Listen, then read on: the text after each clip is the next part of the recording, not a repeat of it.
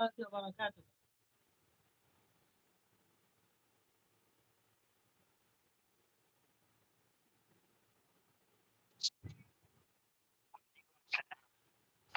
Am I audible and visible perfectly? मैं clear दिख रहा हूँ और आवाज़ आ रही है मेरी? Okay. Most welcome to all of you in our new session in our today's lecture. आप तमाम लोगों का बहुत बहुत इस्तकबाल है। आज का, जैसा कि आप लोगों को मालूम है, जो हमारा टॉपिक है ये बहुत ही इम्पोर्टेंट टॉपिक है। That is the constitution of India. ये आज का हमारा टॉपिक है, जैसा कि आपको लेक्चर के बारे में ग्रुप में बता दिया गया था।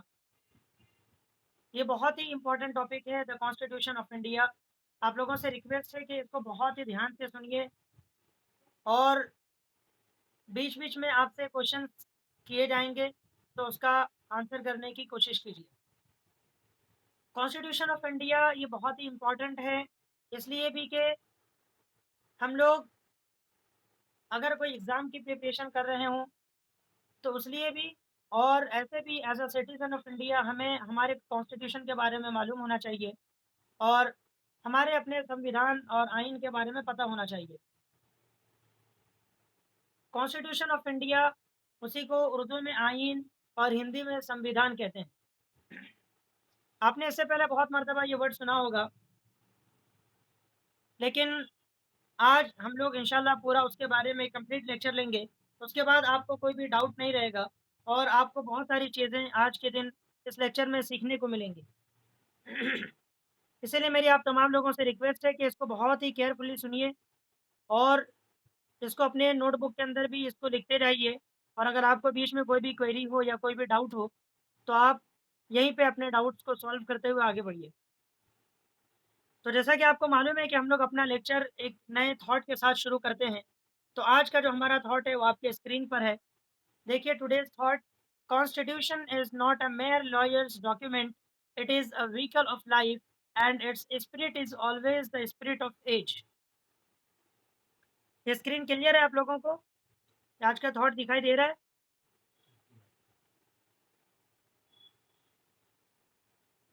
Yes. Is it clear? Okay. देखिए, the constitution is not a mere lawyers document, यानी जो कॉन्स्टिट्यूशन, जो संविधान है, वो किसी वकीलों का बनाया हुआ सिर्फ दस्तावेज और कोई डॉक्यूमेंट नहीं है। यानी जो हमारे, जो कॉन्स्टिट्यूएंट असेंबली के मेंबर्स, जिन लोगों ने इसको बनाया, और जो हमारे फ्रीडम फाइटर्स, उन लोगों ने जो इस कॉन्स्टिट्यूशन को बनाया, तो उनके ज़रिए बनाया गया ये सिर्फ एक डॉक्यूमेंट नहीं है, but it is a vehicle of life. Constitution of India जो है ये व्हीकल ऑफ लाइफ है। यानी जो हमारी ज़िंदगी है उसकी एक गाड़ी है, हमारी ज़िंदगी की गाड़ी की तरह ये रोल प्ले करता है उसके अंदर। And its spirit is always the spirit of age, और इसकी जो रूह है वो हमेशा ज़माने की रूह होती है। यानी इसकी ज़रूरत हमेशा हमेशा पड़ती है। और जो कॉन्स्टिट्यूशन ऑफ इंडिया है, इसके बगैर कोई भी देश नहीं चल सकता। जो कॉन्स्टिट्यूशन होता है वो उस देश का कानून और उस देश के बारे में सारी चीज़ें उसके अंदर लिखी होती हैं कि इस देश को चलाना कैसे है और इस कंट्री को आगे कैसे लेकर जाना है। तो ये जो कॉन्स्टिट्यूशन है ये सिर्फ एक डॉक्यूमेंट और कागज़ पे लिखी हुई चीज़ नहीं है, बल्कि ये एक स्पिरिट है। और इसकी वजह से हमको अपनी ज़िंदगी के अंदर एक रूहानियत मिलती है, जिसकी वजह से हम लोग अपनी पूरी ज़िंदगी को ईज़िली आगे बढ़ा सकते हैं और ईज़िली हम लोग जी सकते हैं। तो ये था आज का हमारा थॉट कॉन्स्टिट्यूशन से रिलेटेड, और इसी के ऊपर आज का हमारा पूरा लेक्चर है, द कॉन्स्टिट्यूशन ऑफ इंडिया। आज हम लोग इस लेक्चर के अंदर बहुत सारी चीज़ जानेंगे, जैसे कि कॉन्स्टिट्यूशन का मतलब क्या होता है, व्हाट इज़ कॉन्स्टिट्यूशन, और इस कॉन्स्टिट्यूशन ऑफ इंडिया के क्या-क्या की फीचर्स हैं। बहुत सारी इसके अंदर आपको बातें जानने को मिलेंगी। कब बनाया, किसने बनाया, कब ये इम्प्लीमेंट हुआ, और हमारे कॉन्स्टिट्यूशन के बारे में बहुत सारी चीज़। इसी तरीके से आज हम लोग जानेंगे कि इस कॉन्स्टिट्यूशन का स्ट्रक्चर क्या है, यानी इस कॉन्स्टिट्यूशन के अंदर क्या-क्या चीज़ें इन्वॉल्व हैं और किन चीज़ों को कॉन्स्टिट्यूशन कहा जाता है। इसी तरीके से हम लोग आगे ये भी देखेंगे आज के इस लेक्चर में कि कौन-कौन से फीचर्स हमारे कॉन्स्टिट्यूशन में किन कंट्रीज़ से लिए गए हैं। हमने किन कंट्रीज़ से, उनके कॉन्स्टिट्यूशन से, हमने अपने कॉन्स्टिट्यूशन के अंदर फीचर्स लिए हैं और कुछ चीज़ें हमने अडॉप्ट की हैं। ये भी आज हम लोग इस लेक्चर में देखेंगे। इसी के साथ-साथ हम लोग इस कॉन्स्टिट्यूशन के क्या-क्या मेरिट्स हैं, और क्या-क्या एडवांटेजेस है वो भी देखेंगे, और उसके साथ-साथ में हम ये भी देखेंगे कि इस कॉन्स्टिट्यूशन के ऊपर क्या-क्या क्रिटिसिज़्म है, और कौन-कौन सी नेगेटिविटी या क्रिटिसिज़्म आप बोलिए या डिमेरिट बोलिए वो है इस कॉन्स्टिट्यूशन में, वो भी हम लोग देखेंगे। तो आज का लेक्चर बहुत ही इम्पोर्टेंट रहने वाला है, बहुत ही ध्यान से सुनिएगा। ये सारी चीज़ें आज के दिन आपको सीखने को मिलेंगी। तो चलिए हम लोग शुरू करते हैं। सबसे पहले व्हाट इज़ कॉन्स्टिट्यूशन? कॉन्स्टिट्यूशन कहते किसको हैं? तो देखिए आपकी स्क्रीन के ऊपर है, the document lays down the framework demarcating fundamental political code, structure, procedures, powers and duties of government institutions. ये डॉक्यूमेंट एक ये जो कॉन्स्टिट्यूशन है, ये कुछ चीज़ों की वजाहत करता है। यानी कुछ ऐसे कुछ चीज़ों के बारे में इसमें बताया गया है, जैसे जो अपने पॉलिटिकल फंडामेंटल क्या-क्या उनके ज़ाब्ते होंगे, और क्या-क्या उनके बारे में कैसे गवर्नमेंट को चलाना है, वो सारी चीज़ें इसमें बताई गई हैं। उनका ढांचा यानी स्ट्रक्चर कैसा रहेगा, उनका प्रोसीजर कैसा होगा, और गवर्नमेंट के क्या-क्या पावर्स होंगे। और इसी तरीके से आगे देखिए लिखा हुआ है government institutions, powers and duties of the government institutions, के जो सरकारी अदारे हैं और जो भी गवर्नमेंटल बॉडीज हैं, उनके पास क्या-क्या पावर्स रहेंगी, और उनकी क्या-क्या ड्यूटीज हैं लोगों के बारे में, वो सारी चीज़ें इस कॉन्स्टिट्यूशन में है। उसके बाद आगे देखिए, and sets out fundamental rights and directive principles and the duties of citizens. इसी तरीके से इस कॉन्स्टिट्यूशन में ये बात भी बताई गई है कि फंडामेंटल राइट्स क्या-क्या रहेंगे, यानी लोगों के बुनियादी हुकूक, जिसको हिंदी में मूल अधिकार और उर्दू में बुनियादी हुकूक बोलते हैं, और इंग्लिश में फंडामेंटल राइट्स। तो ये बहुत ज़्यादा इंपॉर्टेंट है, हमको हमें पता होना चाहिए कि हमारी कंट्री के अंदर as a citizen of India हमें क्या-क्या चीज़ें मिली हुई हैं, हमें क्या-क्या अधिकार और हमारे पास क्या-क्या हुकूक हैं, क्या-क्या राइट्स हैं हमारे। तो ये भी इस कॉन्स्टिट्यूशन में बताया गया है। इसी के साथ-साथ ये बात भी बताई गई है, डायरेक्टिव प्रिंसिपल्स, जो स्टेट्स है, स्टेट्स के लिए क्या-क्या प्रिंसिपल्स हैं, कौन-कौन सी बातें हैं जिसको स्टेट्स अडॉप्ट करके आगे बढ़ सकता है, और fundamental duties of the citizens, जो हम लोग इंडियन सिटीज़न्स हैं, हमारी क्या-क्या ड्यूटीज़ हैं, हमारी क्या-क्या ज़िम्मेदारियाँ हैं गवर्नमेंट से रिलेटेड, कंट्री से रिलेटेड, वो सारी चीज़ें इस कॉन्स्टिट्यूशन के अंदर बताई गई हैं। तो आई होप आपको ये बात समझ में आ गई होगी कि कॉन्स्टिट्यूशन किसे कहते हैं। ये एक बेसिक छोटा-सा एक डेफ़िनिशन था। आपको मैं वापस से बता दूँ कॉन्स्टिट्यूशन किसे कहते हैं। तो कॉन्स्टिट्यूशन का मतलब ये होता है कि एक ऐसा दस्तावेज़, या इसको आप ये बोल लीजिए कि एक ऐसा डॉक्यूमेंट है जिसके अंदर कुछ बातों की वज़ाहत की गई है। कुछ बातों के बारे में डिटेल में बताया गया है। गवर्नमेंट के बारे में कि गवर्नमेंट का पॉलिटिकल क्या स्ट्रक्चर रहेगा, और उनका क्या-क्या प्रोसीजर होगा कंट्री को चलाने के लिए, उनके पास क्या-क्या पावर्स होंगी, उनकी क्या-क्या ड्यूटीज़ होंगी, जो गवर्नमेंट इंस्टीट्यूशंस हैं उनके क्या-क्या पावर्स होंगे। इसी के साथ-साथ इस कॉन्स्टिट्यूशन में ये बात भी बताई गई है कि जो लोगों के बुनियादी हुकूक क्या रहेंगे, फंडामेंटल राइट्स क्या होंगे सिटीज़न्स के, और उनके डायरेक्टिव प्रिंसिपल्स क्या होंगे, और इसी तरीके से ड्यूटीज़ ऑफ द सिटीज़न्स, यानी लोगों के, शहरियों के क्या-क्या फ़राइज़ होंगे, यानी हमको क्या करना है कंट्री के लिए। ये सारी चीज़ें इस कॉन्स्टिट्यूशन के अंदर बताई गई हैं। और आपको मैं बता दूँ, ये कॉन्स्टिट्यूशन ऑफ इंडिया, ये चूँकि बहुत ही लंबा टॉपिक है, actually it is very vast topic, तो हम लोगों ने सोचा है कि इसको हम लोग 2 दिन में करेंगे, और ये हमारा टॉपिक 2 दिन में क्लियर होगा। आज का जो हमारा ये लेक्चर रहने वाला है, ये इसका पार्ट 1 है, और इंशाल्लाह आपको नेक्स्ट डे यानी कल के दिन आपको इसका दूसरा पार्ट मिलेगा। उसमें हम लोग और भी ज़्यादा डिटेल में सारी चीज़ें समझेंगे। आज हम लोग इसका बेसिक समझ लेंगे, और कल हम लोग इसके बारे में बहुत ज़्यादा डिटेल में समझेंगे इंशाल्लाह। तो ये क्लियर हो गया कि व्हाट इज़ कॉन्स्टिट्यूशन, कॉन्स्टिट्यूशन किसे कहते हैं। यस, आपको जो भी डाउट हो बीच में आप पूछते जाइए। कॉन्स्टिट्यूशन किसे कहते हैं, ये पॉइंट क्लियर हो गया, व्हाट इज़ कॉन्स्टिट्यूशन।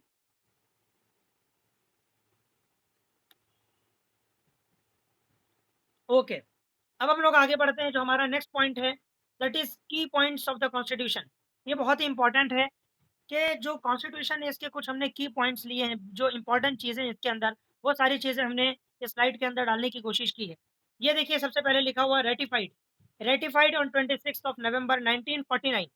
जो हमारा संविधान यानी हमारा आइन, जो हमारा कॉन्स्टिट्यूशन है, ये 26 नवंबर 1949 को रेटिफाई हुआ था। रेटिफाई का मतलब क्या होता है? Ratification means to make an agreement officially acceptable by voting for और साइनिंग इट। यानी ऑफिशियली किसी चीज़ को एक्सेप्ट कर लेना और उसके ऊपर साइन कर लेना या वोटिंग कर लेना, उसको बोलते हैं रेटिफिकेशन। तो जो कॉन्स्टिट्यूशन ऑफ इंडिया है, ये तो जब से हमारी कंट्री आज़ाद हुई थी 1947 से, 15 अगस्त 1947, उससे पहले से ही, आज़ादी से पहले से हमारी कंट्री के जो फ्रीडम फाइटर्स हैं और जो कॉन्स्टिट्यूएंट असेंबली के मेंबर्स हैं, उन लोगों ने सोचा कि जब हमारी कंट्री आज़ाद होगी, तो हमको अपना खुद का एक कानून लाना है और हमको खुद का अपना एक संविधान बनाना है, उसके मुताबिक हम लोग अमल करेंगे उसके ऊपर। तो पहले से इसकी कोशिश चलते आ रही थी और 2 ढाई साल से इसके ऊपर मेहनत चल रही थी। लेकिन लास्ट में जाके ये रेटिफ़ाई कब हुआ? 26 नवंबर 1949 को, यानी जो कॉन्स्टिट्यूएंट असेंबली थी, उन लोगों ने इसके ऊपर एग्रीमेंट किया और इसके ऊपर साइन करके फाइनलाइज़ करने का काम जो हुआ, ये हुआ 26 ऑफ नवंबर 1949 को। लेकिन डेट इफेक्टिव हम लोगों ने इसके ऊपर अमल करना कब से शुरू किया? 26 ऑफ जनवरी 1950, 26 जनवरी 1950 को हम लोग इसके ऊपर अमल करना शुरू किए। बन तो गया था पहले ही, साइन वाइन भी हो गया था, सब लोग एग्रीमेंट कर दिए थे 26 नवंबर 1949। लेकिन उसके बाद उसके अगले साल 1950 को, 26 जनवरी 1950 को ये डेट इफेक्टिव हुआ, यानी हम लोग इसको अपने कंट्री के अंदर इम्प्लीमेंट किए और हम लोगों ने इसको इस अमल करना शुरू किया। यहाँ बीच में मैं आपसे एक क्वेश्चन पूछना चाहूँगा कि इस डेट को हम लोग एक नेशनल लेवल पे एक डे सेलिब्रेट करते हैं, वो कौन-सा डे है? Which day we celebrate as a Indian on 26th of January 1950? Yes please mic unmute करके बोलिए कि हम लोग इस दिन कौन-सा डे सेलिब्रेट करते हैं? बहुत ही फेमस है, पूरी कंट्री के दिन उस दिन छुट्टी रहती है। Yes, yes, exactly Republic day. Yes, correct, absolutely correct. Republic, तो रिपब्लिक का मतलब क्या होता है? ये देखिए आगे भी वर्ड आ रहा है रिपब्लिक, यहाँ देखिए रिपब्लिक। रिपब्लिक का मतलब ये होता है कि अब हमारी कंट्री के अंदर किसी और की गुलामी नहीं है, हम लोग इंडिपेंडेंट यानी आज़ाद हो चुके हैं, कोई और हमारे ऊपर रूल नहीं करेगा, हमारा खुद का आइन, खुद का दस्तूर, खुद का कानून, खुद का संविधान रहेगा, हम लोग उसके हिसाब से अमल करेंगे और हम लोग अब किसी और के गुलामी में नहीं रहेंगे, इसको बोलते हैं रिपब्लिक। तो इसीलिए इस दिन जो है रिपब्लिक डे भी सेलिब्रेट किया जाता है, क्यों? इसलिए कि इसी दिन हम लोगों ने 26 जनवरी को 1950 को जो हमारा कॉन्स्टिट्यूशन है उसके ऊपर हम लोगों ने अमल करना शुरू किया था और ये इफ़ेक्टिव हुआ था। इसीलिए हम लोग इस दिन को एज़ रिपब्लिक डे सेलिब्रेट करते हैं और जो 15th ऑफ अगस्त है उसको हम लोग इंडिपेंडेंस डे सेलिब्रेट करते हैं, ठीक है? तो ये हम लोग रिपब्लिक डे सेलिब्रेट करते हैं इसलिए कि इस दिन हम लोगों ने अपने कॉन्स्टिट्यूशन पर अमल करना शुरू किया था। अब आगे देखिए नेक्स्ट है सिस्टम, यानी जो हमारा कॉन्स्टिट्यूशन है इसका कौन-सा सिस्टम है? तो देखिए यहाँ लिखा हुआ federal, parliamentary, constitutional and Republic. हम लोग एक-एक करके सारी चीज़ें समझेंगे। फेडरल का मतलब क्या होता है? फेडरल फेडरल का मतलब ये होता है कि हमारी कंट्री के अंदर संघवाद का ढांचा है, जिसको हिंदी में संघवाद बोलते हैं, इंग्लिश में बोलते हैं फेडरल स्ट्रक्चर। फेडरल का मतलब ये होता है कि हमारी कंट्री के अंदर जो भी काम होगा, वो सेंटर और स्टेट मिलकर काम करेंगे। 7th शेड्यूल के अंदर हमारी कंट्री में जो कॉन्स्टिट्यूशन में 7th शेड्यूल दिया गया है, उस शेड्यूल के अंदर ये बात बोली गई है कि जो भी हमारे कंट्री के अंदर काम होते हैं, उसको 3 पार्ट में डिवाइड किया गया है ना? जो अलग-अलग फील्ड है, जैसे एजुकेशन है, साइंस है, फॉरेस्ट है, बहुत सारे ऐसे अलग-अलग डिपार्टमेंट हैं। तो उन डिपार्टमेंट्स को, उन काम को, पावर्स को 3 पार्ट में डिवाइड किया गया है, जिसको 3 लिस्ट बोल सकते हैं, 3 लिस्ट है। एक है सेंट्रल लिस्ट, एक है स्टेट लिस्ट और एक होता है यूनियन यानी कॉन्करेंट लिस्ट। ये 3 लिस्ट में पूरे भारत के काम को डिस्ट्रीब्यूट किया गया है, तो उसको बोलते हैं फेडरल स्ट्रक्चर। फेडरल स्ट्रक्चर मतलब वो जो 3 लिस्ट है उसके मुताबिक सब लोग काम करें। जो कॉन्करेंट लिस्ट का मतलब ये होता है, पहले सेंट्रल लिस्ट समझिए, सेंट्रल लिस्ट का मतलब ये होता है जहाँ सेंटर की ज़िम्मेदारी होती है, वो काम करने की ज़िम्मेदारी सेंटर की होती है, जो लिस्ट दी गई है वो सारे काम सेंटर करते हैं। उसके बाद एक लिस्ट होती है स्टेट लिस्ट, स्टेट लिस्ट में स्टेट काम करता है और कॉन्करेंट लिस्ट का मतलब ये होता है कि दोनों में से कोई भी कर सकता है।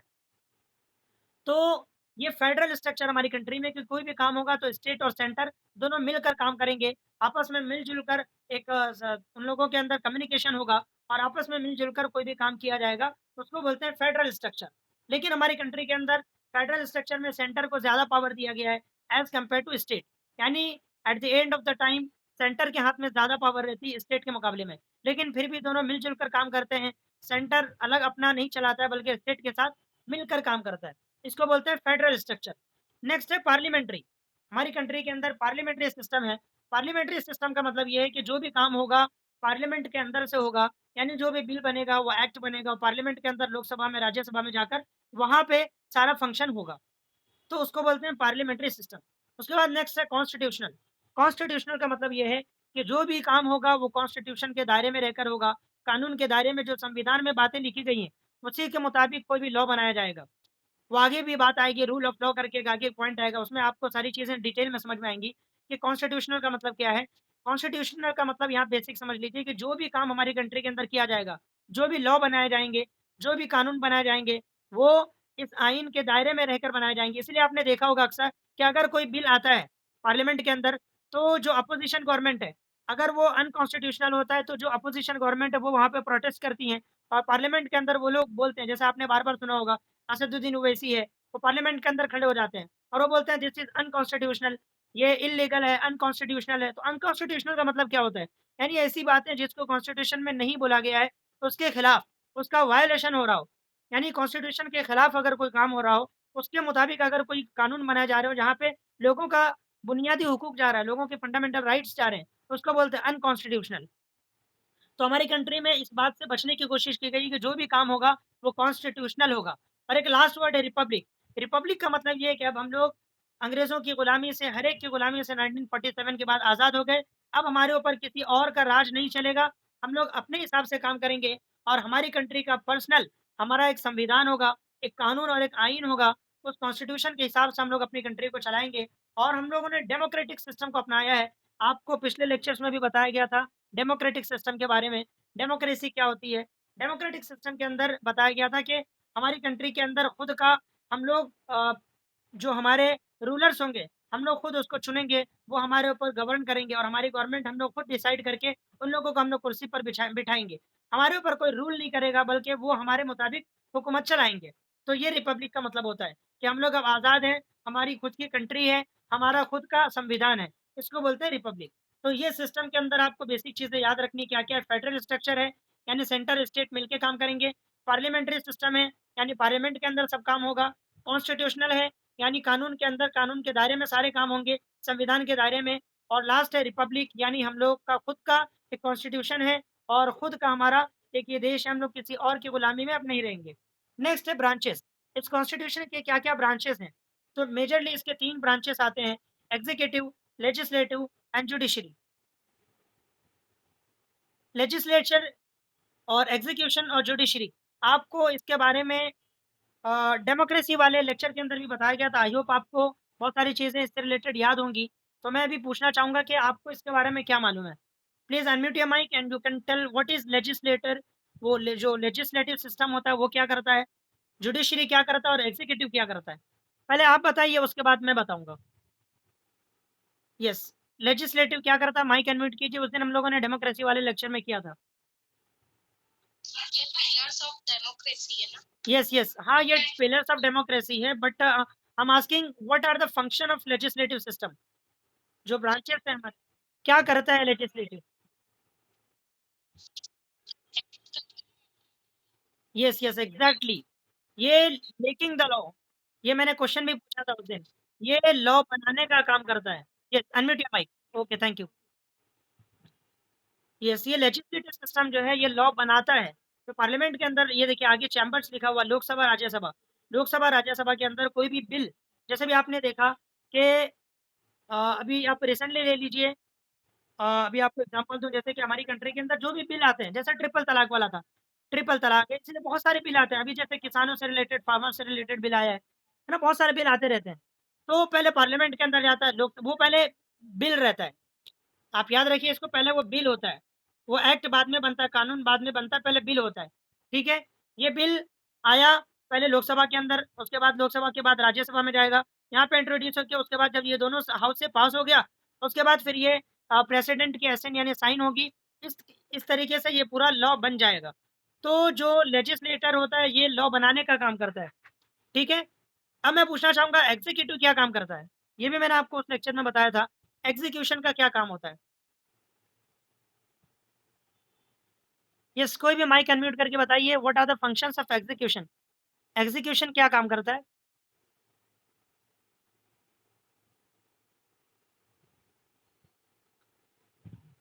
Yes, okay. एग्जीक्यूशन का काम ये होता है कि उस लॉ को इम्प्लीमेंट करना।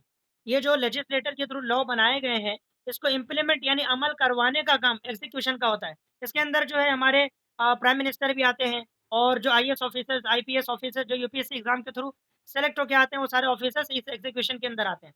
ठीक है? तो ये लोग पॉलिटिशियन लोग लॉ बनाते हैं, एग्जीक्यूशन के अंदर लॉ इम्प्लीमेंट यानी अमल करवाते हैं। और ये लास्ट वाला जुडिशरी सिस्टम, ये तो बहुत ही सिंपल है। ये कौन बताएगा? जुडिशरी सिस्टम क्या करती है? बैलेंस कंट्रोल करना। Yes, exactly. जुडिशरी सिस्टम जो है चेक एंड बैलेंस करता है कि जो लॉ बनाया गया है, कानून जो बनाया गया है, वो फंडामेंटल राइट किसी का वायलेट तो नहीं कर रहा है, किसी के बुनियादी हुकूक छीने तो नहीं जा रहे हैं, है ना, किसी को कोई ऐसे प्रॉब्लम तो नहीं है, ये कोई अनकॉन्स्टिट्यूशनल तो नहीं जा रहा है, सही है कि नहीं। तो वो सारा चेक एंड बैलेंस करने का काम जुडिशरी का होता है। ठीक है, तो ये तीन डेमोक्रेसी के पिलर भी हैं और हमारे कॉन्स्टिट्यूशन के ब्रांचेस भी हैं, एग्जीक्यूटिव, लेजिस्लेटिव एंड जुडिशरी। उसके बाद है चैम्बर्स। इस कॉन्स्टिट्यूशन के क्या क्या चैम्बर्स हैं? तो बेसिकली दो चैम्बर्स हैं, लोकसभा एंड राज्यसभा। ठीक है, तो आई होप आपको ये सारी चीज़ें समझ में आ गई होंगी। ये की पॉइंट्स बहुत ही इंपॉर्टेंट है, आप इसको याद रखिए। ठीक है, अब हम आगे बढ़ते हैं, जो इसके और की पॉइंट्स हैं ये देखिए। आज तक क्या हमारे कॉन्स्टिट्यूशन के अंदर अमेंडमेंट्स 104 मरतबा किया जा चुका है। आपको मैं बता दूं अमेंडमेंट्स क्या होता है। अमेंडमेंट्स का मतलब ये होता है उसके अंदर तरमीम करना, तब्दीली करना, चेंजेस करना। चूँकि ये जो कानून जो संविधान बनाया गया है, ये भी किसी न किसी इंसान के ज़रिए बनाया गया है। ये कोई अल्लाह की किताब नहीं है कि इसके अंदर अब कोई तब्दीली नहीं हो सकती, है ना? ये तो कुरान ही वाहिद ऐसी किताब है कि अल्लाह ने फरमाया, इन्ना नहनु नज़्ज़लना ज़िक्र व इन्ना लहु लहाफ़िज़ून और ला मुबद्दिल लिकलिमाती। तो उसके अंदर कोई चेंजेस नहीं हो सकते। लेकिन जो दुनिया के कवानीन होते हैं, दुनिया के अंदर जो भी लॉ बनाए जाते हैं, वो इंसानों के थ्रू बनाए जाते हैं। उसके अंदर कमी-बेशी हो सकती है और उसके अंदर चेंजेस करने का लोगों को पूरा इख्तियार होता है। तो इसी तरीके से अगर हमारे कॉन्स्टिट्यूशन के अंदर कुछ चीज़ें ऐसी रहती हैं तो उसको अमेंडमेंट बोलते हैं। जो उसको चेंजेस किया जाता है उसको क्या बोलते हैं? अमेंडमेंट्स। ये पॉलिटिकल टर्म है, ये याद रखिएगा, अमेंडमेंट। तो अभी तक के टोटल हमारे कॉन्स्टिट्यूशन में 104 मर्तबा अमेंडमेंट किया जा चुका है। अभी तक के टोटल 104 मर्तबा अमेंडमेंट किया जा चुका है। पहले बिल रहता है, बिल बनने के बाद फिर वो एक्ट बनता है। तो इस तरीके से टोटल 104 मर्तबा अमेंडमेंट हुआ है। और जो लास्ट अमेंडमेंट हुआ है, लास्ट अमेंडमेंट जो हमारी कंट्री में किया गया कॉन्स्टिट्यूशन में, वो 25 जनवरी 2019 को किया गया। ऑन 25 ऑफ जनवरी 2019 को लास्ट अमेंडमेंट हुआ था, 104वां अमेंडमेंट। इसके अंदर क्या बात आई थी? तो extension of deadlines of reservation of schedule caste and schedule tribe for 10 years in Lok Sabha. Lok Sabha के अंदर जो शेड्यूल कास्ट और शेड्यूल ट्राइब्स हैं, इनके सीट्स को, इनके रिजर्वेशन को 10 साल के लिए और एक्सटेंड कर दिया गया। तो शेड्यूल कास्ट और शेड्यूल कास्ट के रिजर्वेशन को 10 साल के लिए बढ़ा दिया गया। ये अमेंडमेंट किया गया था इस कॉन्स्टिट्यूशन के अंदर, जो कि 104वां अमेंडमेंट था। अब हम देखते हैं इस कॉन्स्टिट्यूशन को बनाने वाले कौन लोग थे, ऑथर्स कौन लोग थे। तो ऐसे तो यहाँ पर आप ये देख लीजिए सिग्नेटरीज, टोटल तो 284 मेंबर्स थे इसके अंदर। 284 members of the constituent assembly. Constituent assembly के अंदर 284 284 मेंबर्स इन लोगों ने साइन किया था और इनके साइन करने के बाद फाइनलाइज हुआ और फिर ये संविधान लोगों के सामने आया। लेकिन इसके अंदर जो मेजर रोल है, ऐसे तो इन सब लोगों का किरदार है, लेकिन जो मेजर, जो जिनका बहुत ज़्यादा आगे, जो आगे बढ़ कर थे, वो चंद नाम यहाँ पे दिए हुए हैं और जगह नहीं रहने की वजह से हमने कुछ नाम नहीं भी लिखे हैं। उसमें सबसे पहले नाम आता है मौलाना अबुल कलाम आज़ाद का और सादतुल्लाह खान का। ये लोग थे। इसी तरीके से ये देखिए बी आर अम्बेडकर यानी भीमराव अम्बेडकर जो थे, ये हेड थे पूरे। और इसी तरीके से इनको चेयरमैन भी बोलते हैं, chairman of the drafting committee.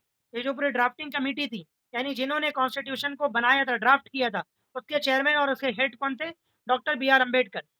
इसीलिए इनको संविधान के बापा भी बोला जाता है, यानी कि संविधान के बापू, यानी संविधान इन्होंने दिया। उसके बाद है कि बेनेगल नरसिंह राव, इसी तरीके से सुरेंद्र नाथ मुखर्जी। तो ये सब बड़े बड़ी पर्सनैलिटीज़ हैं जिन लोगों ने इस कॉन्स्टिट्यूशन को बनाने के अंदर अहम किरदार अदा किया। और टोटल कितने लोगों ने साइन किया था? तो 284 मेंबर्स थे। इन लोगों के साइन करने के बाद, ये कॉन्स्टिट्यूएंट असेंबली के मेंबर्स थे 284 मेंबर्स। इन लोगों के साइन करने के बाद फिर ये 26 नवंबर 1949 को ये फाइनल हो गया था और 26 जनवरी 1950 से हम लोगों ने इसके ऊपर अमल करना शुरू कर दिया था। उसके बाद नेक्स्ट देखिए सोर्सेस क्या-क्या है, यानी कहाँ से हम लोगों ने ये कॉन्स्टिट्यूशन लिया। तो इसके तो बेसिकली 2 सोर्सेस हैं, बाकी इसके आगे और भी बहुत सारे सोर्सेस हैं, हमने अलग-अलग कंट्रीज़ से भी लिया है। लेकिन मेन जो इससे पहले हमारी कंट्री के अंदर जो रूल चल रहा था, वो अंग्रेज़ों के थ्रू बनाया गया था 1935 एक्ट जिसको बोलते हैं, गवर्नमेंट ऑफ इंडिया एक्ट 1935। ये अंग्रेज़ों के थ्रू, ब्रिटिश के थ्रू हमारी कंट्री में लॉ बनाया गया था। इसके ऊपर हम लोगों को अमल करना पड़ रहा था। लेकिन जैसे 47 में हमारी कंट्री आज़ाद हुई, उसके बाद हम लोगों ने खुद का संविधान बनाया। तो ये सोर्सेस, इसमें से हम लोगों ने कुछ चीज़ें उठाई। जो गवर्नमेंट ऑफ इंडिया एक्ट था 1935 का, इसमें से बहुत सारे अच्छे पॉइंट्स जो हमको लगे, हम लोगों ने अपने कॉन्स्टिट्यूशन के अंदर डाल दिया। इसी तरीके से एक और एक्ट है इंडिपेंडेंस एक्ट 1947। ये 2 एक्ट हैं, इन दोनों एक्ट में से हम लोगों ने अच्छी-अच्छी चीज़ें अपने कॉन्स्टिट्यूशन के अंदर डाला। इसी तरीके से बहुत सारी कंट्रीज़ ऐसी हैं, जहाँ से जो उनके कॉन्स्टिट्यूशन में हमें अच्छा पॉइंट लगा, हम लोगों ने अपने कॉन्स्टिट्यूशन के अंदर डाल दिया। तो मेजर सोर्सेस ये 2 हैं, government of India act 1935 and independence act of 1947। अब हम देखेंगे स्ट्रक्चर ऑफ द कॉन्स्टिट्यूशन, कि इस कॉन्स्टिट्यूशन का क्या-क्या स्ट्रक्चर है। यानी इस कॉन्स्टिट्यूशन के अंदर क्या-क्या चीज़ें हैं। तो देखिए लिखा हुआ है, the Indian constitution is the world's largest constitution. पूरी दुनिया के अंदर सबसे बड़ा रिटन कॉन्स्टिट्यूशन अगर कोई है, तो हमारी कंट्री का है।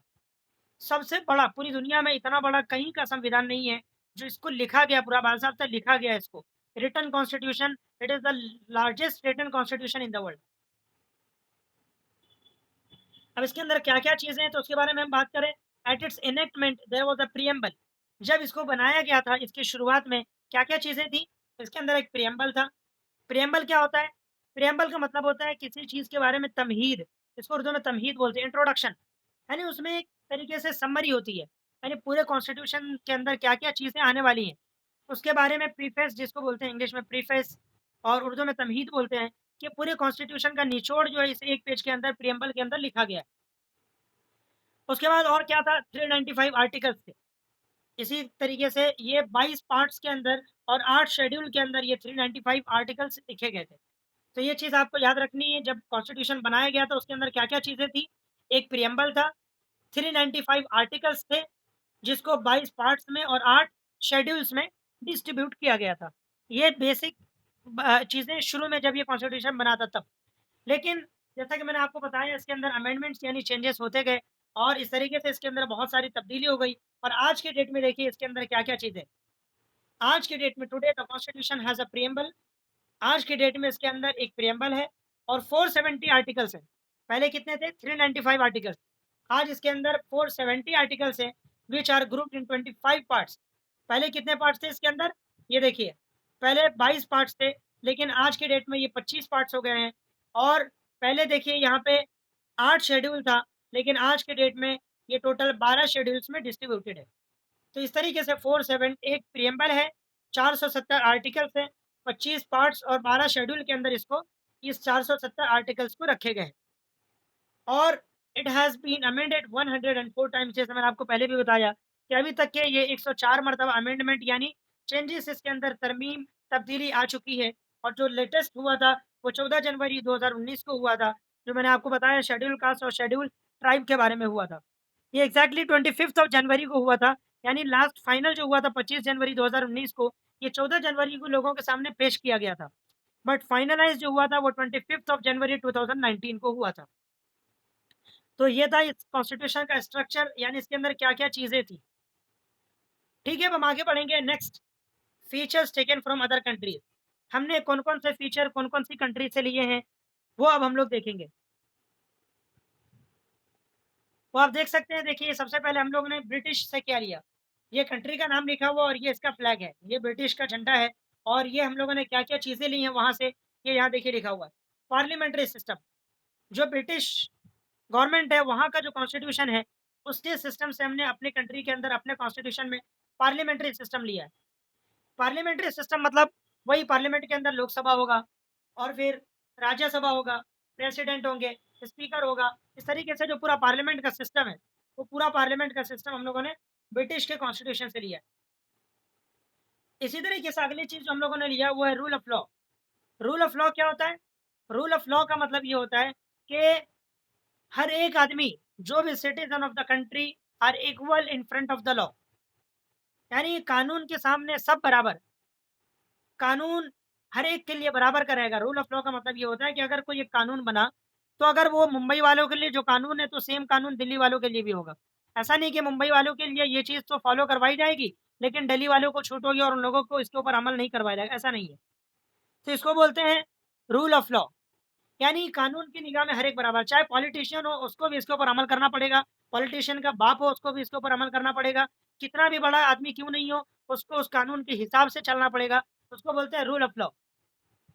यानी हर एक आदमी, हर सिटीज़न अपनी कंट्री के अंदर बराबर है, हर एक को लॉ के सामने बराबर रहना है, कोई बड़ा-छोटा नहीं, हर एक के लिए लॉ है। इसको बोलते हैं रूल ऑफ लॉ। ये हम लोगों ने अपनी कंट्री के अंदर ब्रिटिश से लिया है। उसके बाद है सिंगल सिटीज़नशिप। सिंगल सिटीजनशिप का मतलब ये होता है कि हमारी कंट्री के अंदर एक ही सिटीजनशिप है। यानी हम लोग अपनी पहचान बताएं तो क्या बताते हैं? वी आर इंडियन, हम लोग इंडियन हैं। हम लोग ये नहीं बोलते हैं कि हम लोग मराठी और इंडियन हैं। ये हमारी डुअल सिटीजनशिप नहीं, जैसे यूएसए के अंदर, अमेरिका में क्या सिस्टम है? डुअल सिटीजनशिप है। डुअल सिटीजनशिप का मतलब ये होता है कि वहाँ पे स्टेट की अलग सिटीजनशिप मिलती है और नेशनल लेवल पे, कंट्री लेवल पे एक अलग सिटीजनशिप मिलती है। यानी उनका 2 कार्ड होता है बेसिकली। एक कार्ड जो उनका प्रूफ होता है वो उनका स्टेट का, यानी स्टेट की अलग सिटीजनशिप। यानी वो लोग अपनी आइडेंटिटी अमेरिका वाले 2 हिसाब से बताते हैं कि हम लोग इस स्टेट से बिलॉन्ग करते हैं और इस कंट्री से बिलॉन्ग करते हैं। लेकिन हमारी कंट्री के अंदर डुअल सिटीजनशिप नहीं है, सिंगल सिटीजनशिप है। यानी हम लोग अपने आप को इंडियन बताते हैं। इस तरीके से ये सिंगल सिटीजनशिप का जो फंडा है, ये हम लोगों ने ब्रिटिश के कॉन्स्टिट्यूशन से लिया है। अब हम आगे देखेंगे नेक्स्ट कंट्री कौन सी है? ये यूएस। इससे हमने बहुत सारी चीज़ें सीखी हैं और इनके कॉन्स्टिट्यूशन से बहुत सारी चीज़ें अपने कॉन्स्टिट्यूशन में, जो हमारे कंट्री के कॉन्स्टिट्यूएंट असेंबली के मेंबर्स थे, उन लोगों ने यहाँ से अडॉप्ट किया है। देखिए, सबसे पहली चीज़ है प्रियम्बल।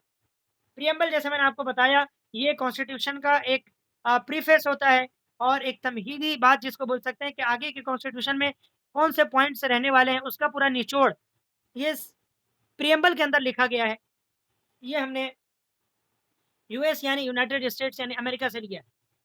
उसके बाद फंडामेंटल राइट्स, ये बहुत इंपॉर्टेंट है जो हमारी कंट्री के अंदर आर्टिकल 12 टू 35, 12 से 35 तक के हमारे कॉन्स्टिट्यूशन में हमको कुछ फंडामेंटल राइट्स दिए गए हैं।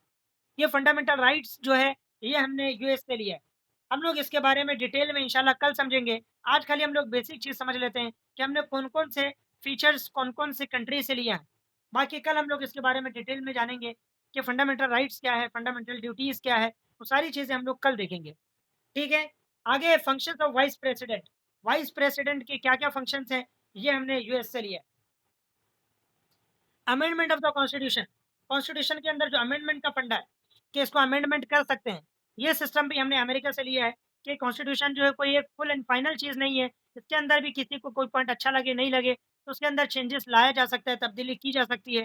तो ये पॉइंट भी, अमेंडमेंट का सिस्टम हमने यूएस से अडॉप्ट किया है। उसके बाद अगला है functions of the supreme court. Supreme court के क्या-क्या फंक्शंस रहेंगे, ये सारी चीज़ हम लोगों ने यूएस से लिया है। इसी तरीके से इंडिपेंडेंस ऑफ द जुडिशरी, कि जुडिशरी सिस्टम जो है, यानी कोर्ट का जो सिस्टम है, यानी ये supreme court, high court, subordinate court, ये सारे जो कोर्ट्स हैं, उनको इंडिपेंडेंस रहना है। यानी वो किसी के दबाव में आकर काम नहीं करेंगे। इसको बोलते हैं इंडिपेंडेंस ऑफ द जुडिशरी। ये भी हमने यूएस से लिया है। यानी ये किसी पॉलिटिशियन के अंडर में आकर, किसी के प्रेशर में आकर ये फैसला नहीं दें, बल्कि इंडिपेंडेंस रहें। इसको बोलते हैं इंडिपेंडेंस ऑफ द जुडिशरी। लेकिन आज की डेट में हम लोग अगर देखें, तो बहुत सारी चीज़ें ऐसी हैं जो रियल में इम्प्लीमेंट नहीं हो रही हैं। जैसे अगर मैं इंडिपेंडेंस की बात करूँ, तो जुडिशरी जो सिस्टम है, आज की डेट में कहीं न कहीं ये इंडिपेंडेंस नहीं है, बल्कि ये गवर्नमेंट के पट्टू बनते जा रहे हैं और गवर्नमेंट की बात पर अमल करते हैं। और जैसा भी हमने बहुत सारे जजमेंट के अंदर देखा कि ये लोग वन साइडेड ये लोग जजमेंट देते हैं, जिसकी वजह से लोगों के अंदर भी बहुत ज़्यादा खलबली मची हुई है कि लोगों का विश्वास अब कोर्ट के ऊपर से उठता जा रहा है। जो भी जजमेंट आते हैं, तो पहले ज़माने में ऐसा होता था कि लोगों का उसके ऊपर एक निगाह रहती थी कि भाई सुप्रीम कोर्ट का डिसीजन आने वाला है, हाई कोर्ट का डिसीजन आने वाला है। लेकिन आज की डेट में लोग इतने उनसे मुतनफ़िर और इतने ज़्यादा बेज़ार हो गए हैं कि लोगों को पता है कि ये तो सीधा-सीधा हमारे खिलाफ ये फैसला करने वाले हैं और आज की डेट में कोर्ट से इंसाफ उठ गया है। जैसे अगर हम बाबरी मस्जिद की बात करें, बहुत सारे ऐसे जजमेंट हैं जिसके अंदर पर्टिकुलर कम्युनिटी को टारगेट किया जाता है और पॉलिटिशियन की बात मानकर वन साइडेड जजमेंट दिया जाता है। तो इस तरीके से आज की डेट में ये सारी चीज़ें रियल लाइफ में इम्प्लीमेंट नहीं हो पाती हैं। बट इसका जो असल मकसद था, वो तो यही था कि इनको इंडिपेंडेंस रहना चाहिए और इनको किसी के दबाव में आकर काम नहीं करना चाहिए। लेकिन ये एक्चुअल में ऐसा देखने को नहीं मिलता है। अब हम आगे देखेंगे, जो अगला है ऑस्ट्रेलिया। ऑस्ट्रेलिया से भी हमने बहुत सारी चीज़ें ली। ये देखिए, ये ऑस्ट्रेलिया का फ्लैग है। ये ऊपर देखिए, ये ऑस्ट्रेलिया का झंडा है। ये हमने इससे क्या लिया है? List of concurrent powers.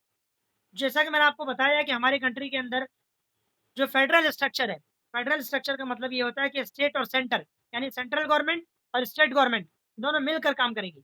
जैसे अगर आपको मैं अपनी इस कंट्री के बारे में बताऊँ, तो हमारी कंट्री के अंदर सेंट्रल लेवल पे किसकी गवर्नमेंट है? बीजेपी की। भारतीय जनता पार्टी, वो सेंट्रल गवर्नमेंट है, वो रूलिंग पार्टी है। और जो हमारी स्टेट के अंदर, जैसे अगर मैं अपने स्टेट महाराष्ट्र की बात करूँ, तो यहाँ पे किसकी गवर्नमेंट है? यहाँ शिवसेना की गवर्नमेंट है। तो शिवसेना की गवर्नमेंट और वहाँ सेंट्रल लेवल पर बीजेपी की गवर्नमेंट, ये दोनों मिलकर काम करेंगे और इसको बोलते हैं फेडरल स्ट्रक्चर। यानी सेंटर अपनी नहीं चलाएगा, बल्कि स्टेट के अंदर अगर शिवसेना जीती है तो शिवसेना अपने हिसाब से काम करने का इसको पूरा इख्तियार है। इसके अंदर 3 लिस्ट होती है, जैसे मैं आपको पहले भी बताया था कि एक लिस्ट को बोलते हैं सेंट्रल लिस्ट, इसको बोलते हैं स्टेट लिस्ट, और एक होता है कॉन्करेंट लिस्ट। तो ये जो कॉन्करेंट लिस्ट है, सेंट्रल लिस्ट का मतलब कुछ ऐसे पावर्स हैं, कुछ ऐसे काम हैं जो सेंटर की ज़िम्मेदारी में दिए गए हैं। कुछ होते हैं स्टेट लिस्ट, यानी स्टेट की ज़िम्मेदारी में वो काम है। इसी तरीके से कुछ होता है कॉन्करेंट लिस्ट। कॉन्करेंट लिस्ट का मतलब ये होता है कि दोनों के अंदर इख्तियार है कि सेंटर और स्टेट दोनों मिल के उसको कर सकते हैं। तो जो कॉन्करेंट पावर्स है, जो कॉन्करेंट लिस्ट का जो सिस्टम है, ये हमने ऑस्ट्रेलिया से अडॉप्ट किया है। इसी तरीके से आयरलैंड से हमने कुछ चीज़ें ली है। ये देखिए, ये आयरलैंड का झंडा है, थोड़ा-थोड़ा हमारी कंट्री की तरह दिखता है। हमारी कंट्री में जो ये कलर है, ये ऊपर है, ये व्हाइट मिडल में, ग्रीन नीचे है। बट ये इसको थोड़ा ऐसा उल्टा कर देंगे तो ये आयरलैंड का झंडा हो जाता है। ये हमारी कंट्री से बिल्कुल मैच कर रहा है। ये हमने इससे क्या लिया है? Directive principles of state policy, DPSP. DPSP क्या होता है?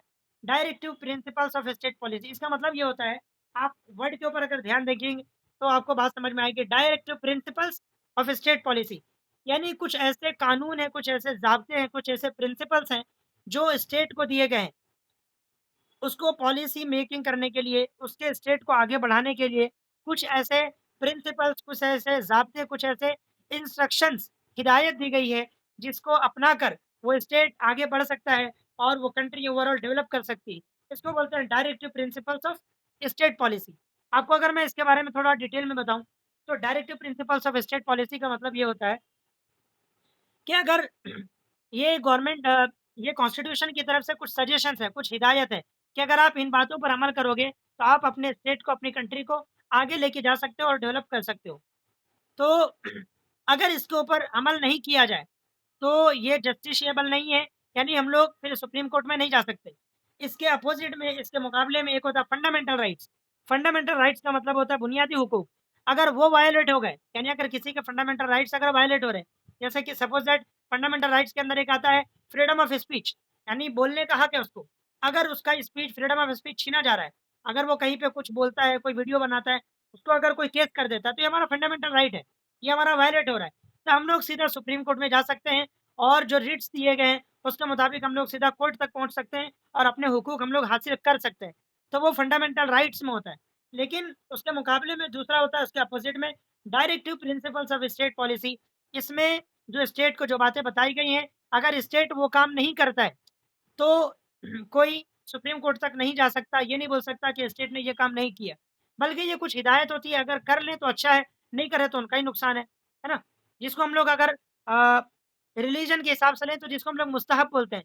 जैसा होता है ना, एक होता है फ़र्ज़, सुन्नत, नफ़िल, इसी तरीके से एक मुस्तहब होता है। मुस्तहब का मतलब ये होता है कि अगर उसको कर ले तो अच्छी बात है, सवाब मिलेगा, और नहीं करे तो भी कोई गुनाह नहीं, उसका अपना नुकसान है।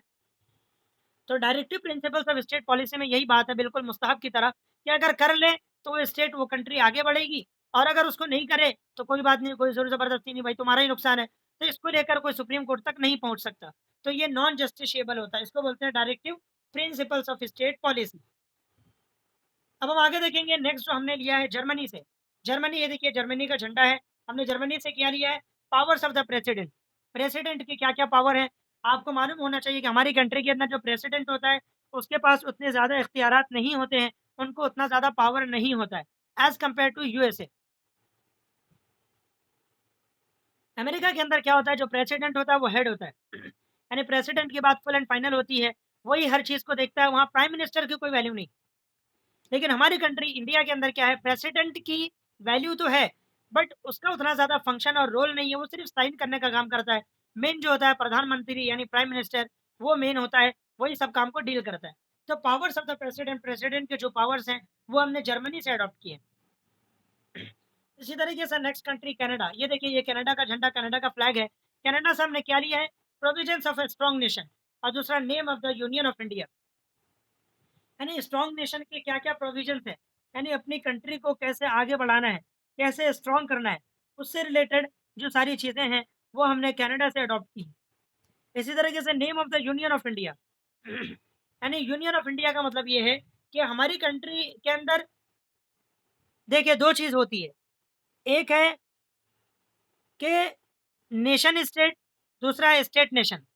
बहुत सी मर्तबा कोई कॉम्पिटिटिव एग्ज़ाम के अंदर ये क्वेश्चन पूछ भी लिया जाता है, और ये बहुत ही इंपॉर्टेंट टॉपिक है, हमें इसको याद रखना चाहिए एक होता है स्टेट नेशन, एक होता है नेशन स्टेट। स्टेट नेशन का मतलब क्या होता है कि स्टेट की एक अलग सिटीजनशिप है और नेशन की अलग सिटीजनशिप है, यानी स्टेट के साथ नेशन है। यानी अमेरिका के अंदर ऐसा होता है कि स्टेट का एक अलग से वजूद है और ओवरऑल कंट्री का एक अलग से वजूद है, यानी दोनों मिलकर नेशन बन रहा है। यानी स्टेट के पास एक अलग से पूरा पावर है और नेशन के पास, यानी कंट्री के पास अलग से पूरा पावर है। तो इसको बोलते हैं स्टेट नेशन। ये कहाँ पे चलता है? ये चलता है यूएसए यानी अमेरिका के अंदर। लेकिन हमारी कंट्री के अंदर क्या सिस्टम है? हमारी कंट्री के अंदर नेशन स्टेट। इसका उल्टा, नेशन स्टेट का मतलब ये होता है कि हमारी कंट्री के अंदर ओवरऑल हम लोग इंडियन है, एक नेशनल लेवल पे हम लोग पूरा एक इंडियन है, पूरी कंट्री है, लेकिन उसके अंदर उसके साथ में कुछ स्टेट्स आ गए हैं। स्टेट को पूरा पूरा इख्तियार नहीं है, पूरा पूरा उनको पावर्स नहीं है, बल्कि स्टेट उसके साथ जुड़ा हुआ है और मेन जो पावर है वो स्टेट यानी सेंटर के पास है। तो ये इसको बोलते हैं name of the union of India, यानी हम लोग जो है नेशन स्टेट हैं और इसके अपोजिट में अमेरिका जो है वो स्टेट नेशन है, यानी वहाँ स्टेट का एक अलग से पावर है और ओवरऑल अमेरिका का एक अलग से पावर है। लेकिन हमारी कंट्री के अंदर हम लोग ओवरऑल इंडिया के एतबार से जाने जाते हैं, न कि हम लोग स्टेट और सेंटर के हिसाब से। हमारी कंट्री के अंदर इंडिया पूरी कंट्री है और उसके साथ में स्टेट्स जुड़े हुए हैं। ठीक है, अब हम आगे बढ़ेंगे next, south Africa. South Africa से हम लोगों ने क्या क्या लिया है? अब देखिए, procedure of amendment with 2/3 majority in parliament. Parliament के अंदर जो अमेंडमेंट का प्रोसीजर है कि 2/3 मेजोरिटी होना चाहिए, उसके बाद जाके कोई भी लॉ वो उसके अंदर अमेंडमेंट किया जाएगा, कोई भी बिल जो है वो एक्ट बनेगा और इस तरीके से कॉन्स्टिट्यूशन के अंदर अमेंडमेंट किया जाएगा। ये हमने सिस्टम साउथ अफ्रीका से लिया है। इसी तरीके से election of the members of the Rajya Sabha, Rajya Sabha के मेंबर्स के जो इलेक्शन होते हैं, ये भी हमने साउथ अफ्रीका से अडॉप्ट किया है। नेक्स्ट अब हम लोग देखेंगे मेरिट्स एंड डिमेरिट्स या क्रिटिसिज्म। ये हमारा लास्ट टॉपिक है कि इस कॉन्स्टिट्यूशन के क्या क्या मेरिट्स हैं और इसके ऊपर क्या क्या क्रिटिसिज्म देखने को मिलते हैं। उससे पहले मैं यहाँ बीच में आपसे कुछ क्वेश्चंस पूछना चाहूँगा। जो हमने पीछे पढ़ा है उसके बारे में मैं आपसे पूछना चाहूँगा कि हमारी कंट्री के अंदर अभी तक के कितने अमेंडमेंट हो चुके हैं? कॉन्स्टिट्यूशन में कितने अमेंडमेंट अभी तक के हो चुके हैं?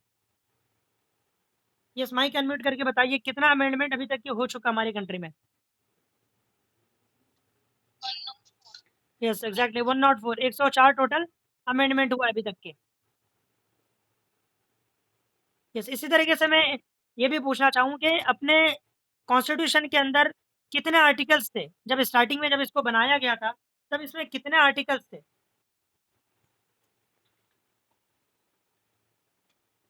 यस, कॉन्स्टिट्यूशन को जब 92. हाउ मच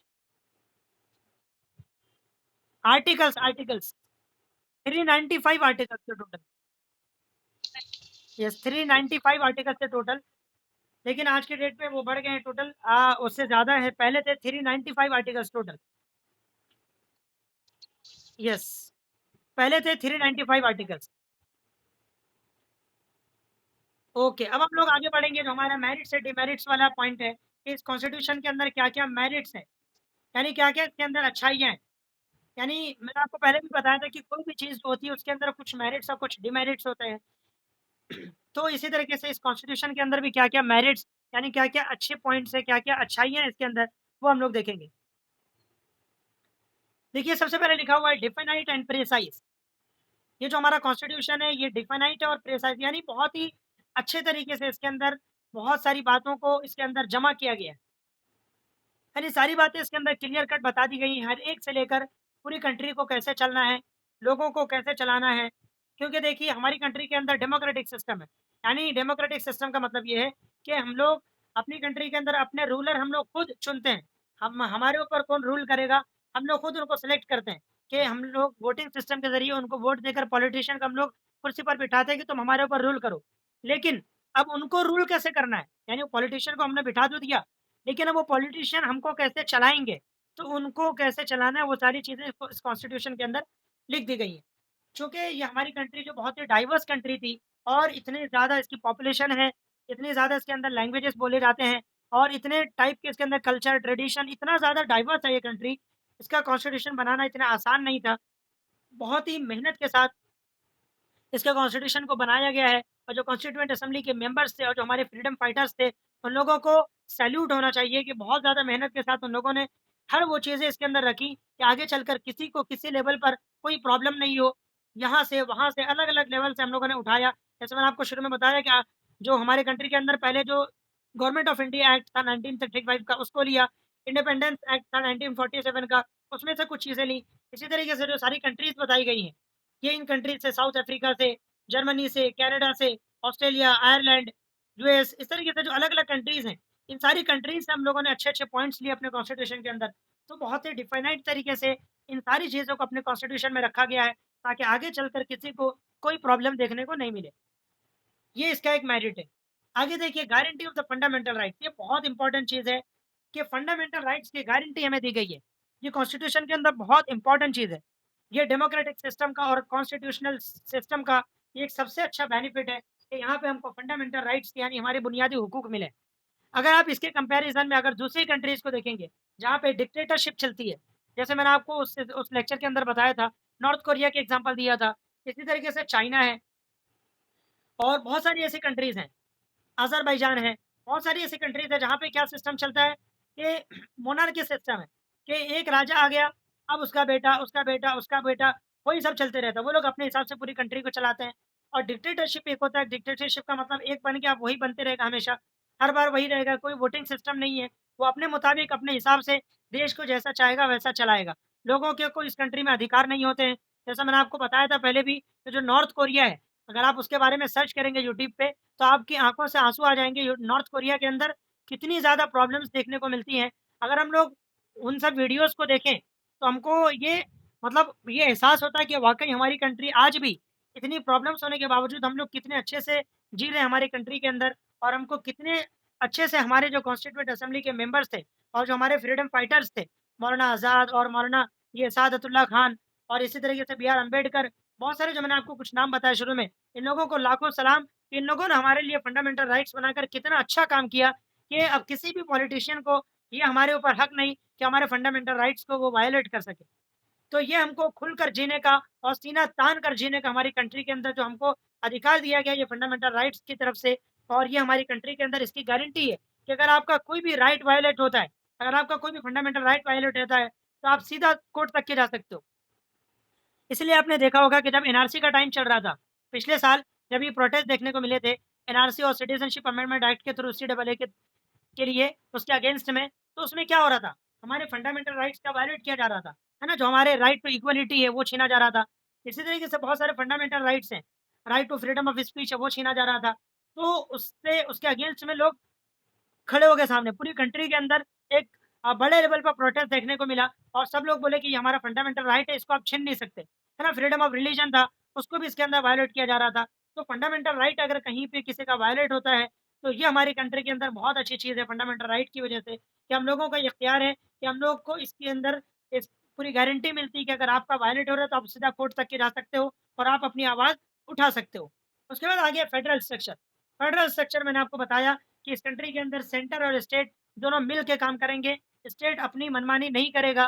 फेडरल सिस्टम का मतलब ही यही होता है, जिसको हिंदी में संघवाद का ढांचा बोलते हैं। यानी सेंटर और स्टेट दोनों मिलकर काम करें। अभी आपने देखा होगा जो एनईपी है, नेशनल एजुकेशन पॉलिसी, ये जो हमारा फर्स्ट लेक्चर भी था, उसमें हमने आपको बताया था सेकंड लेक्चर के अंदर एनईपी के बारे में, कि इसमें क्या किया जा रहा है, इसमें जो फेडरल स्ट्रक्चर है, इसको वायलेट करने की कोशिश की जा रही है। और जो फेडरल स्ट्रक्चर है, इसको तोड़ने की कोशिश की जा रही है, इस ढांचे को खत्म करने की कोशिश की जा रही है, जो कि अनकॉन्स्टिट्यूशनल और इल्लीगल हरकत करने की कोशिश की जा रही है रूलिंग गवर्नमेंट के थ्रू।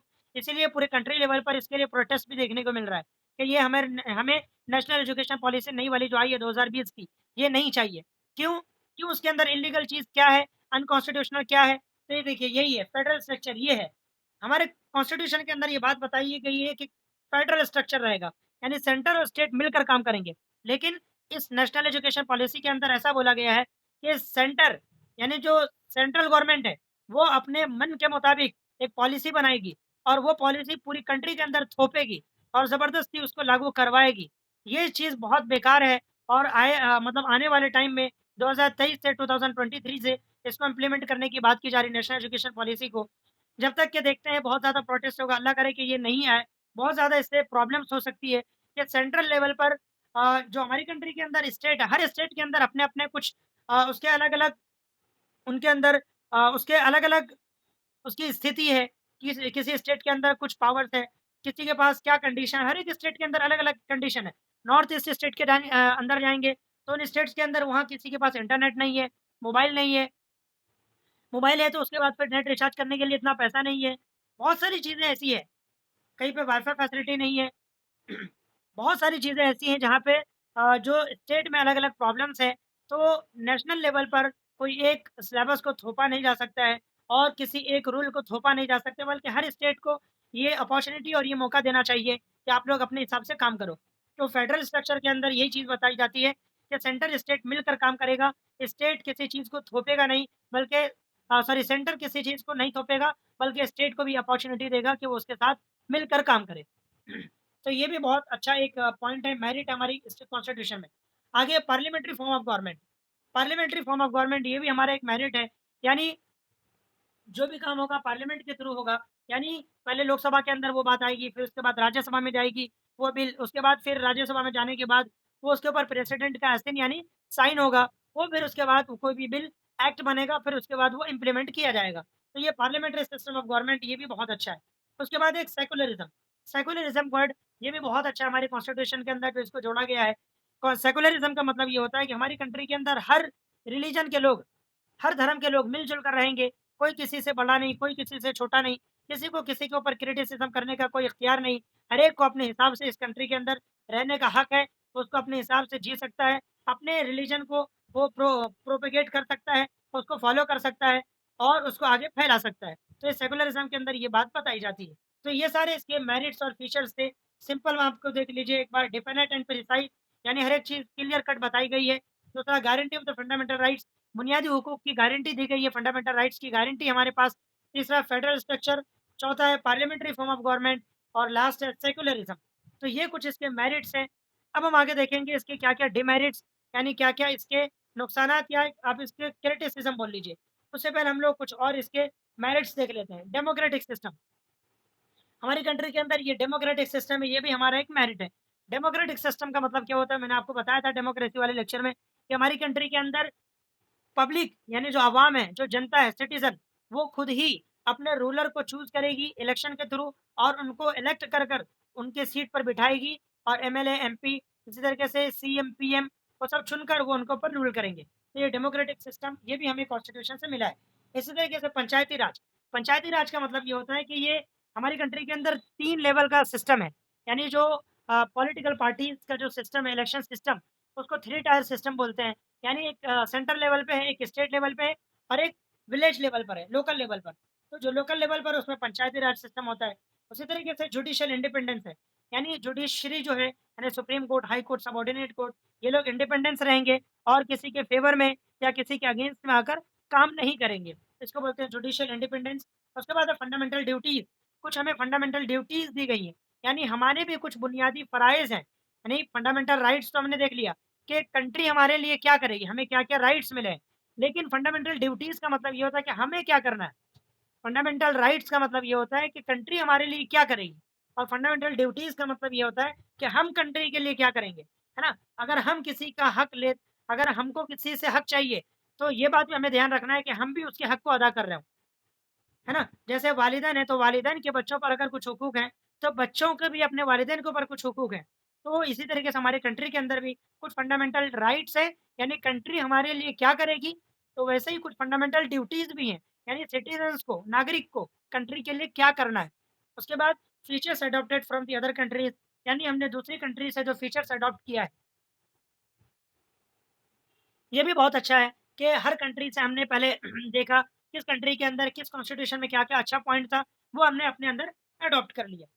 तो ये थे इसके कुछ फीचर्स, मेरिट्स, एडवांटेजेस बोलिए, अच्छाइयाँ। अब हम इसके कुछ क्रिटिसिज़्म देखेंगे यानी डिमेरिट्स। डिमेरिट्स वर्ड बोलना अच्छा नहीं होगा, इसलिए कि बुराई तो नहीं बोल सकते, इसको क्रिटिसिज़्म बोल सकते हैं। डिमेरिट्स तो नहीं है ये एग्ज़ैक्टली, क्रिटिसिज़्म है। इसलिए कि ये संविधान जो है, ये सबसे मुक़द्दस किताब और हमारी कंट्री के अंदर सबसे ऊपर जो चीज़ है वो संविधान है। यानी कॉन्स्टिट्यूशन सबसे ऊपर है, इसके ऊपर कोई चीज़ नहीं है। तो इसकी ताज़ीम और इसकी अज़मत भी ज़रूरी है ना? इसकी शान में कोई गुस्ताख़ी भी नहीं होना चाहिए, इसीलिए इसके लिए डिमेरिट्स का वर्ड अच्छा नहीं रहेगा, बल्कि क्रिटिसिज़्म हमें बोलना चाहिए। तो क्रिटिसिज़्म क्या-क्या है इसके, तो हम देख लेते हैं it is too bulky and comprehensive. ये बहुत ज़्यादा बल्की यानी बहुत बड़ा है और बहुत ही ज़्यादा कॉम्प्रिहेंसिव है। इतना ज़्यादा डिटेल में समझाया है कि कॉमन आदमी को समझ ही में नहीं आएगा क्या है ये। अभी भी कितने लोगों को पता ही नहीं है, अच्छे-अच्छे पढ़े-लिखे लोगों को नहीं मालूम कि कॉन्स्टिट्यूशन क्या है। कॉन्स्टिट्यूशन के अंदर क्या-क्या चीज़ें हैं, कुछ मालूम ही नहीं। क्यों? ये इतना ज़्यादा वास्ट और इतना ज़्यादा बड़ा है कि लोग परेशान हो जाते हैं कि पता नहीं इसमें क्या है। तो ये इसका एक डिमेरिट है और बहुत ही ज़्यादा कॉम्प्रिहेंसिव यानी बहुत ज़्यादा डिटेल में बताया है। उसके बाद more powers to the centre in federal system. जो फेडरल स्ट्रक्चर मैंने बताया कि सेंटर स्टेट दोनों मिलकर काम करेगा, उसके अंदर सेंटर के पास ज़्यादा पावर है। यानी एट द एंड सेंटर के हाथ में ज़्यादा इख्तियार है कि वो स्टेट को चला सकता है। है तो दोनों के पास पावर, लेकिन सेंटर के पास ज़्यादा पावर है। तो ये भी एक इसका डिमेरिट है कॉन्स्टिट्यूशन का कि सेंटर को इतना ज़्यादा अधिकार, इतना ज़्यादा राइट नहीं देना चाहिए, वरना कभी ऐसा दिन आएगा कि वो अपने हिसाब से पूरी कंट्री को चलाने लगेगा। उसके बाद है more powers to the speaker. Speaker जो लोकसभा के अंदर बैठते हैं, उसके पास ज़्यादा पावर है। जैसे कि आप देखते होंगे अगर आप कोई डिबेट या डिस्कशन देखेंगे लोकसभा का डिबेट आता है, आप यूट्यूब पे अगर सर्च करें, लोकसभा का डिबेट, राज्यसभा का डिबेट, उन डिबेट्स के अंदर जो स्पीकर होते हैं, वो स्पीकर के पास इतना ज़्यादा पावर है कि वो अपने हिसाब से किसी को भी चुप करा देता है ना? वो जो अगर कोई बिल अगर गलत भी है, अगर उसके ऊपर अपोज़िशन गवर्नमेंट अपोज़िशन लोग अगर उसके ऊपर प्रोटेस्ट भी कर रहे हैं, आवाज़ उठा रहे हैं, उन लोगों की आवाज़ को दबा दिया जाता है और स्पीकर के पास ऐसे-ऐसे पावर्स हैं कि जिसकी वजह से लोगों की आवाज़ को दबाकर वो अपना राज चलाने की कोशिश करता है और गलत बिल को भी, यानी जो लोगों के खिलाफ भी है, उस बिल को भी पास करवा दिया जाता है और आगे उसको प्रमोट कर दिया जाता है। तो ये भी एक डेमोक्रेसी का एक क्रिटिसिज़्म बोल सकते हैं। उसके बाद anti defection law. Anti defection law का मतलब क्या होता है कि सपोज़ दैट हमने अगर किसी पॉलिटिकल पार्टी को वोट दिया, सपोज़ दैट अगर हमने एक आम आदमी पार्टी को हमने वोट दिया। अब आम आम आदमी पार्टी के जो मेंबर्स हैं, जो उसके पॉलिटिशियंस हैं, आज की डेट में हमने वोट दिया था आम आदमी पार्टी को, कुछ टाइम के बाद उसकी बीजेपी के साथ गठबंधन हो गई और वो बीजेपी के पास चले गए। यानी उसके मेंबर्स जो जंप मार के वहाँ चले गए। तो ये बहुत ज़्यादा बुरा सिस्टम है एक कि हम वोट देते हैं किस पॉलिटिकल पार्टी को और वो जंप मारकर कहीं और भाग जाते हैं। तो इससे लोगों के अंदर एक बहुत गुस्सा आता है लोगों को कि हमने वोट दिया किसको और ये लोग कहाँ शिफ्ट होके जा रहे हैं। तो इस तरीके से जिसको वोट दिया था लोगों का मतलब ये एक वोटिंग सिस्टम का एक मज़ाक बन के रह गया है कि लोग वोट दिया किसको लोगों ने और वो जो पॉलिटिशियन है वो जंप मार के किसी और पॉलिटिकल पार्टी में चला गया। तो इससे लोगों के साथ मज़ाक बन गया है और डेमोक्रेटिक सिस्टम का कोई मतलब नहीं रह गया है। इसको बोलते हैं एंटी डिफेक्शन। उसके बाद है laziness of the members of the constituent assembly. ये भी एक क्रिटिसिज़्म बोला जाता है कि जो कॉन्स्टिट्यूएंट असेंबली थे, उसके जो मेंबर्स थे, उन लोगों की बहुत ज़्यादा सुस्ती थी और उन लोगों ने इतने ज़्यादा टाइम तक के इसको टाइम लिया और इतने लॉन्ग टाइम के अंदर जाके इस कॉन्स्टिट्यूशन को बनाया। Take long time to make constitution, यानी कॉन्स्टिट्यूशन को बनाते में इतना ज़्यादा टाइम लग गया। हमारी कंट्री तो 15 अगस्त 1947 1947 को आज़ाद हो गई थी, लेकिन इसको बनाते-बनाते 2 साल 11 महीने और 18 दिन लगे। ये वर्ड याद रखिएगा, कितना टाइम लगा था कॉन्स्टिट्यूशन को बनाने में? 2 साल, 11 महीने और 18 दिन। ये टोटल तब जाके हमारी कंट्री के अंदर 26 नवंबर 1949 को ये कॉन्स्टिट्यूशन बना। उसके बाद आगे देखेंगे difficult to understand for common man, यानी आम आदमी के लिए समझना इतना ज़्यादा मुश्किल है कि बहुत सारे लोग इसके अंदर समझने की कोशिश भी नहीं करते। अरे कौन समझेगा इतना ज़्यादा, इसके अंदर इतनी ज़्यादा चीज़ें कौन इसको समझने की कोशिश करेगा? तो ये भी इसका एक डिमेरिट और इसका क्रिटिसिज़्म बोल सकते हैं कि इतना ज़्यादा बल्कि और इतना ज़्यादा डिफ़िकल्ट है कि आम लोग इसको समझने की कोशिश भी नहीं करते। तो यही था इसका कुछ क्रिटिसिज़्म और कुछ इसके मेरिट्स, यहीं पे हमारा आज का लेक्चर खत्म होता है। आई होप आपको आज कुछ नया सीखने को मिला होगा और आपने कुछ बहुत सारी चीज़ें आज के इस लेक्चर में नई सीखी होंगी। यस, अभी आपके पास टाइम है, अगर आपको कुछ डाउट हो तो आप पूछ सकते हैं। हाउ वाज़ टुडेज़ लेक्चर, कुछ समझ में आया आपको?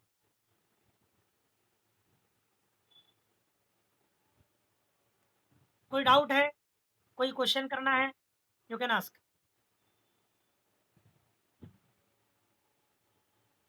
ओके, तो आई होप आपको सारी चीज़ें समझ में आ गई होंगी जितनी बातें भी बताई गई हैं। अब इससे रिलेटेड आपको 10 क्वेश्चंस का सेट दिया जाएगा। कोशिश कीजिए कि उसको जल्दी से जल्दी हम तक पहुँचाइए और सबमिट कीजिए। चूँकि जब नेक्स्ट लेक्चर स्टार्ट हो जाता है फिर उसके बाद हमें भी प्रॉब्लम होती है और आपका काम भी पेंडिंग पे रह जाता है। इसीलिए हम लोग जैसे क्वेश्चन भेजें आप उसको जल्दी से जल्दी सबमिट करने की कोशिश कीजिए और 100% मार्क्स लाने की कोशिश कीजिए। ठीक है, तो ये हमने आज के लेक्चर में कुछ बेसिक बातें हमारे कॉन्स्टिट्यूशन के बारे में जानी कि कॉन्स्टिट्यूशन का मतलब क्या होता है, what is the meaning of constitution, इसका स्ट्रक्चर क्या-क्या है, क्या-क्या चीज़ें हैं कॉन्स्टिट्यूशन के अंदर, हमने क्या-क्या चीज़ें कॉन्स्टिट्यूशन के अंदर किस-किस कंट्रीज़ से ली हैं, कौन-कौन सा फीचर हमने लिया है, कहाँ-कहाँ से। उसके बाद कुछ की पॉइंट्स हमने देखा और कुछ हमने मेरिट्स और डिमेरिट्स यानी कुछ क्रिटिसिज़्म देखा कि क्या-क्या इसके फ़ायदे और क्या-क्या इसके ऊपर क्रिटिसिज़्म है। तो यही था आज का टोटल डिस्कशन। अब हम लोग इसके ऊपर जो इसका दूसरा लेक्चर है, जो इसका डिटेल इसके बारे में हम लोग देखेंगे इंशाल्लाह कल। कल के लेक्चर में आपको बहुत सारी चीज़ें डिटेल में जानने को मिलेंगी कि आखिर इस कॉन्स्टिट्यूशन के अंदर क्या-क्या चीज़ें हैं और उसके बारे में हम पूरा तफ़सील से और डिटेल में कल हम लोग समझेंगे। तो जब तक के लिए इजाज़त। अस्सलामु अलैकुम व रहमतुल्लाहि व बरकातहू।